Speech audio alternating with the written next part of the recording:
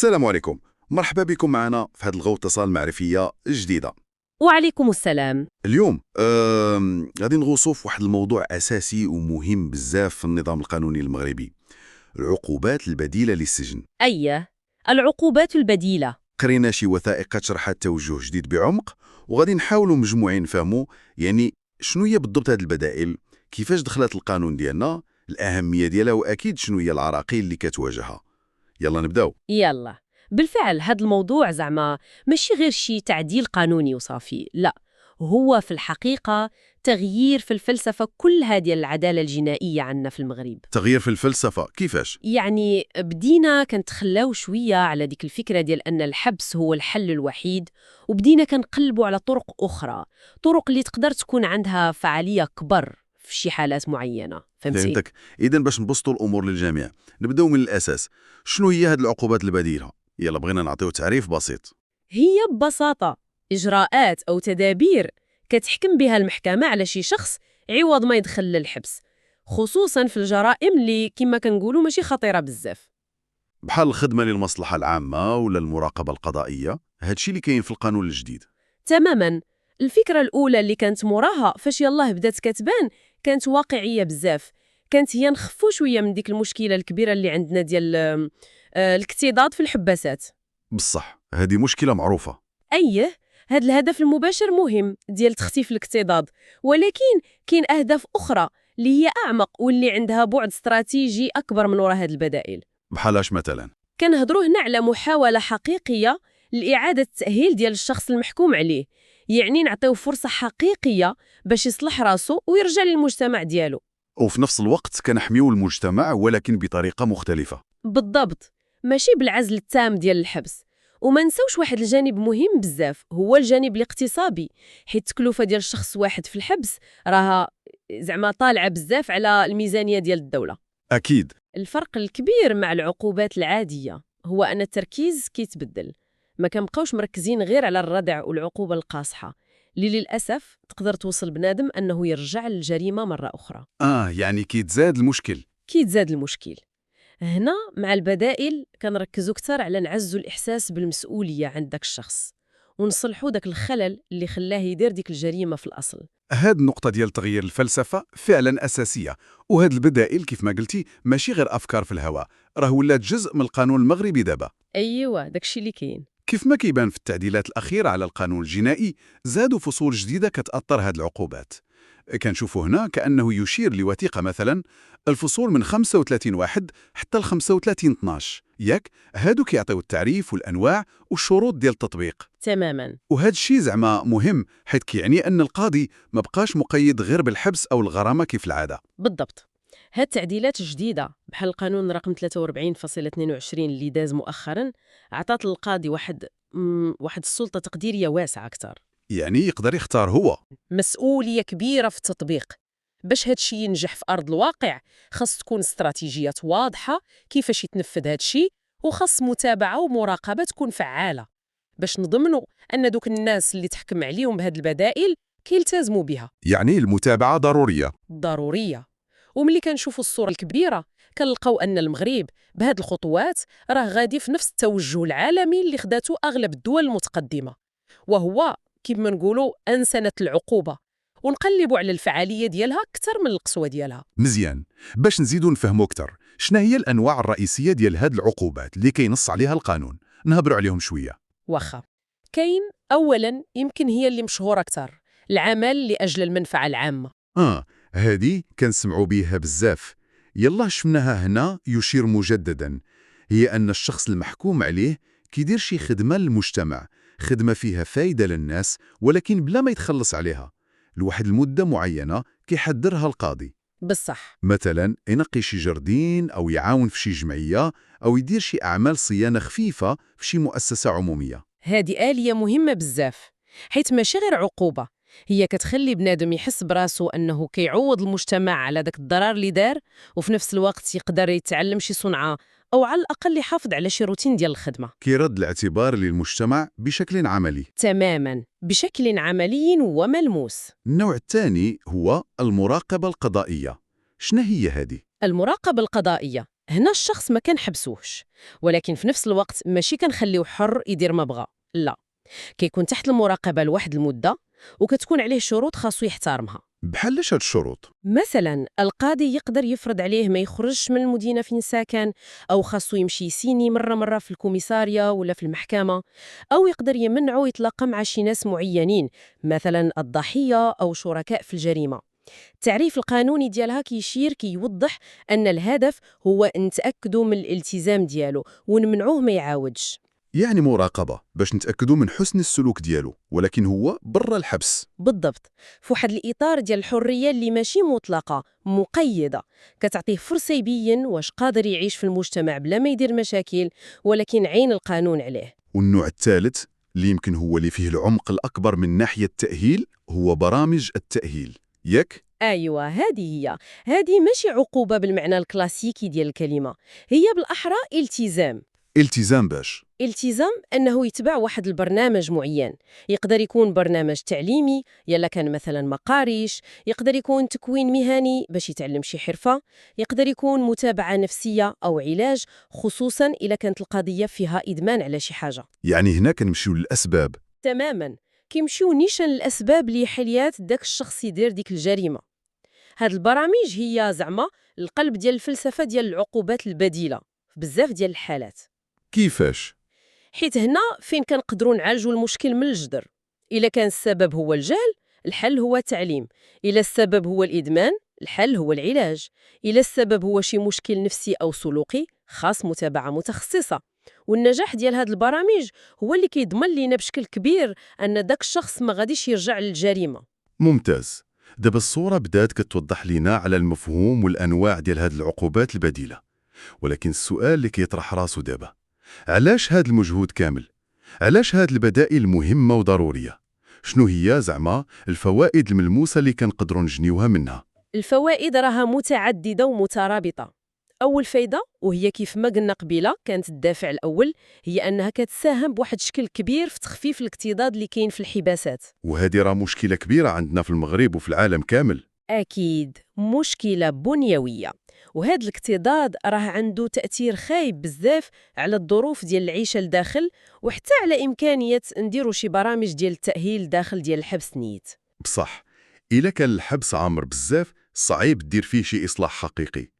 الفايدة الثانية اللي حتى هي مهمة بزاف هي التوفير في التكاليف الباهظة ديال الحبس. تماماً. راه كل سجين كيكلف الدولة فلوس كتيرة كل نهار، الماكلة، الشراب، الحراسة، الطبيب. العقوبات البديلة واخا حتى هي عندها التكاليف ديالها ديال المتابعة والتأهيل، ولكن كتبقى قل بزاف من التكلفة ديال الحبس. بالضبط، وهاد الفلوس اللي كنوفروها ممكن الدولة توجهها لأمور أخرى عندها أولوية في المجتمع، تحسن التعليم مثلا أو الصحة، أو علاش لا تستثمر كتر في هاد البرامج ديال التأهيل نيت باش تكون الجودة ديالها أحسن. والفائدة الثالثة ويمكن هي الأهم على طويل المدى البعيد، هي اللي كتقيس ديك الفلسفة اللي هضرنا عليها في الأول، هي تعزيز الفرص ديال الإدماج الاجتماعي ديال الناس اللي تحكم عليهم. كيفاش؟ ملي بنادم كيدوز العقوبة ديالو وهو وسط المجتمع، كيدير ديك الخدمة للمنفعة العامة ولا كيتبع داك البرنامج ديال التأهيل، راه كيبقى قريب من عيشته من صحابه ومن الحومة ديالو، وهذا الشيء كيخليه يلاه سالت العقوبة يرجع لحياته العادية بسهولة أكثر. بصح. يعني كيبقى عنده دوك الروابط الاجتماعية، وهذه راه عامل مهم بزاف باش بنادم ما يعاودش يرجع للجريمة. هاد النقطة ديال الإدماج خطيرة بزاف، حيث الحبس بالطبيعة ديالو كعقوبة كتسبب الحرية راه كيعزل بنادم على المجتمع تقريبا بشكل كلي، كيتقطع على العالم. كيتقطع، وهاد العزلة كتهدم العلاقات ديالو، كتصعب عليه يلقى خدمة من بعد، وكتخلق ليه واحد الوصمة، واحد السمعة خايبة كتبقى لاصقة فيه. ملي كيخرج كيلقى راسو في واحد الوضعية اللي هشيشة بزاف، وهذا الشيء للأسف الشديد كيزيد من الخطر أنه يرجع لنفس الطريق. العقوبات البديلة كتجي باش تحاول تهرس هاد الدائرة الخايبة، كتعطي فرصة للإصلاح بلا ما نقطعوا بنادم على المجتمع ديالو. ولكن كما العادة فأي تغيير كبير أكيد كاين صعوبات. هذا التحول نحو العقوبات البديلة واحد زوين في الأهداف ديالو والفوائد اللي كنتمناو منه، راه كيواجه تحديات حقيقية في الواقع، ياك؟ طبيعي جدا، طبيعي. أي تغيير كبير في المجتمع ولا في القانون بحال هذا ضروري كيلقى شي عقبات قدامه. واحدة من أكبر هاد التحديات هي الضعف ديال الوعي، الوعي القانوني والمجتمعي بهذه البدائل. كيفاش ضعف الوعي؟ يعني بزاف ديال الناس، سواء المواطنين العاديين أو حتى الناس اللي معنيين بالقضية بحال المتهمين وحتى الضحايا في بعض الحالات، مازال ما فاهمينش مزيان شنو هي هذه البدائل وكيفاش خدامة وشنو الهدف منها أصلاً. كاين اللي كيشوفها بحال التساهل يمكن. بالضبط، البعض ممكن يشوفها بحال يلاه الدولة تسهلت أو ضعفت قدام المجرمين، وهذه الفكرة الخاطئة كتحتاج مجهود كبير في التوعية والشرح والتحسيس. وهذه كتجرنا لتحدي آخر لاصق فيها، اللي هو القبول ديال المجتمع. كيفاش غنقنعوا الناس يتقبلوا فكرة أن واحد دار جريمة واخا تكون بسيطة نسبيا ما غاديش يدخل الحبس؟ هذه هي. راه كاين واحد الفكرة عند شي ناس باللي العقاب خاصو يكون الحبس. صافي، دار الذنب يستاهل العقوبة، والعقوبة هي الحبس. هاد النظرة التقليدية شوية كتصعب علينا نوسعوا في التطبيق ديال البدائل. هذه إشكالية حقيقية، وكتخلينا نطرحوا سؤال كبر على المفهوم ديال العدالة في المجتمع ديالنا. واش العدالة هي غير نعاقبوا وننتقموا، ولا العدالة هي حتى نحاولوا نصلحوا ونمنعوا الجريمة توقع في المستقبل؟ سؤال مهم. هنا فين كيلعب الإعلام وكتلعب حملات توعية دور كبير. خاصنا نشرحوا للناس أن هذه البدائل ماشي معناها ما كايناش عقوبة، لا، هي شكل آخر من العقوبة، ولكن كيركز على الإصلاح، وأن الهدف الآخر هو نعيشوا في مجتمع فيه أمان كتر لينا كاملين على المدى البعيد.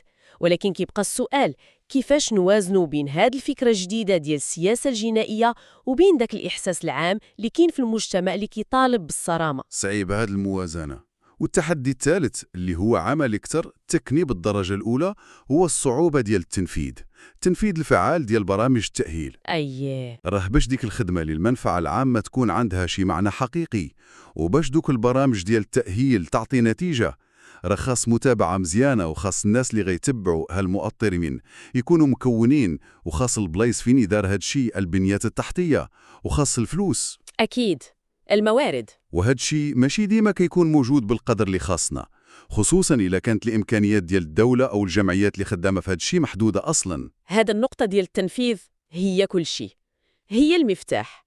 يلا ما داروش برامج تأهيل حقيقية وجادة وعندها الفلوس اللازمة باش تخدم مزيان، هاد البدائل كلها ممكن تفقد بزاف من الفعالية ديالها وتقدر تولي غير شي حاجة شكلية وصافي. يعني النجاح كله مربوط بالجودة ديال هالبرامج بشكل كبير. النجاح مربوط بالجودة ديال البرامج وبالقدرة ديالنا كدولة وكمجتمع أننا نوفر الشروط باش تنجح، من تكوين الناس اللي غيخدموا فيها لبناء مراكز متخصصة حتى التقييم المستمر ديالها باش نشوفوا واش خدامة ولا لا ونبقاو نطوروها. واخا كاين هاد الصعوبات كاملة كيف ما قلتي قبيلة، المغرب راه ماشي بوحدو في هاد الطريق. كاين دول أخرى سبقاتنا وعندها تجارب نقدروا نستافدوا منها. الإشارة اللي درتي للسويد وكندا كتفتح الباب باش نقارنوا ونشوفوا شنو داروا، شنو نقدروا ناخذوا من هاد التجارب. فعلا دول بحال السويد وكندا ودول أخرى عندها تاريخ طويل في تطبيق هاد السياسات البديلة للحبس، وراه حققت نتائج مزيانة بزاف. نقصات عندها نسبة الجريمة ونسبة الناس اللي كيعاودوا يرجعوا ليها العود. الدروس اللي ممكن ناخدو منها كثيرة. بحالاش؟ أولاً، أهمية يكون عندك قانون قوي وواضح، قانون اللي كيدعم هاد البدائل وكيشجع القضاة أنهم يطبقوها بلا خوف. ثانياً، ضروري توفر البنية التحتية والفلوس اللازمة للتنفيذ، مثلاً المراكز ديال المراقبة الإلكترونية، البراسلي، البرامج ديال التأهيل تكون متنوعة ومتخصصة على حساب الجريمة وعلى حساب الشخص، ويكون عندك ناس كافيين ومكونين باش يتبعوا هاد الشيء، المشرفين والمؤطرين. يعني ماشي غير نبدلوا القانون في الوراق وصافي، خاص سيستم كامل يتبع. تماماً، هي منظومة كاملة خصها تخدم، ماشي غير مادة في القانون. والدراسات اللي تدارت في هذه الدول كتأكد أن ملي كنعتمدوا على هذه البدائل بطريقة مدروسة ومقننة، خصوصاً للجرائم اللي ماشي خطيرة بزاف ولشي أنواع ديال المجرمين، راها كتعطي نتيجة أحسن على المدى البعيد، أحسن من أننا نبقاو نعتمدوا غير على الحبس بوحدو. يعني كتقلل الجريمة وكيتحسن الاندماج. بالضبط.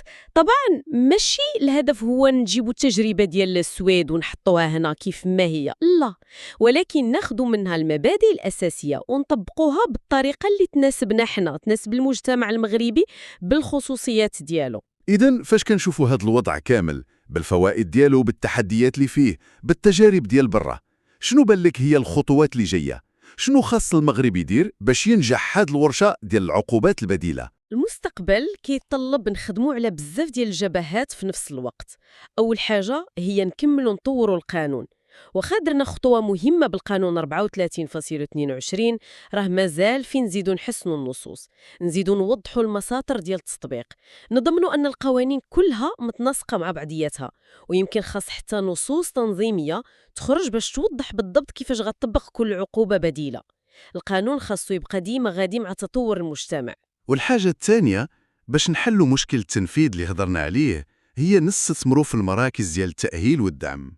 ياك؟ ضروري خاص تكون إرادة سياسية قوية، وخاص تخصصوا فلوس كافية باش نخلقوا شبكة ديال المراكز اللي تكون متخصصة، تقدر تكون ديال الدولة وتقدر تكون بشراكة مع الجمعيات ديال المجتمع المدني.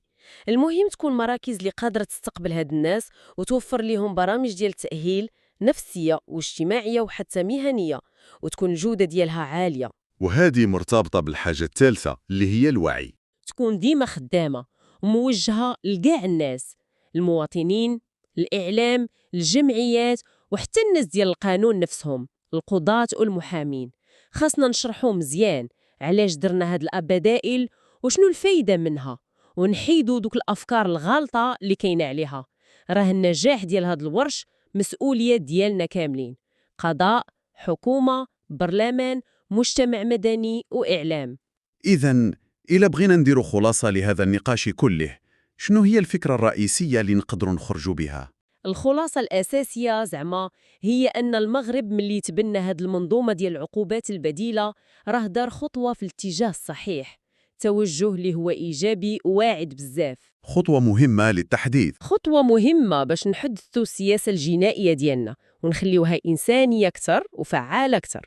راه ماشي غير طريقة باش نحلوا مشكل الاقتضاض وصافي، لا، هي رؤية جديدة للعدالة، رؤية كتحاول توازن بين الحق ديال المجتمع في الحماية والحق ديال داك الشخص اللي خطأ، فرصة تانية باش يصلح راسو ويرجع للمجتمع. وهي فرصة كيف ما قلتي العدالة اللي كتشوف بعيد، ماشي كتشوف غير العقوبة ديال دابا، ولكن كتستثمر في المستقبل، في بناء مجتمع اللي فيه جريمة قل ومجتمع متماسك كتر. بالضبط، فرصة العدالة اللي هي ذكية وفعالة. ولكن وهاد لكن مهمة بزاف، النجاح ديال هاد التجربة كلها كيبقى مربوط بالقدرة ديالنا كاملين أننا نتجاوزوا دوك التحديات اللي ذكرنا. أهمها نوفروا الفلوس اللازمة ونبدلوا العقليات ونزيدوا الوعي ديال الناس. الطريق مازال طويل، ولكن الاتجاه هو هذاك. وكنقطة أخيرة نبغيو نخليو المستمعين يفكروا فيها شوية من هادشي اللي قلنا ومن المعلومات اللي استعرضنا. يلا، كان الهدف الكبير هو نعاودوا التأهيل ونعالجوا الأسباب الحقيقية ديال الجريمة، ماشي غير نعاقبوا صافي. شنو هي الأنواع المبتكرة اللي نقدروا نتخيلوها لهذا العمل لأجل المنفعة العامة أو لهاد برامج التأهيل؟ شي حاجة اللي تكون مصممة خصيصا للواقع ديالنا المغربي. فكرة زوينة لتفكير. مثلا، واش ممكن نربطوا نوع الخدمة اللي غيدير بنادم بنوع الجريمة اللي دار؟ واحد تحكم عليه حيت لاح الزبل في بلاصة ماشي ديالو يمشي يخدم في مشروع ديال التشجير أو تنقية الشواطئ، ولا واحد متورط في شي قضية ديال العنف ضد المرأة نلزموه يتبع برنامج طويل ومكثف على المساواة واحترام الآخر. أفكار ممكنة. هذه غير أفكار وصافي، وكتبقى دعوة باش كل واحد فينا يفكر في حلول اللي تكون خلاقة ومناسبة للمشاكل ديالنا احنا بالضبط. شكرا ليك على هذا النقاش. شكرا لك.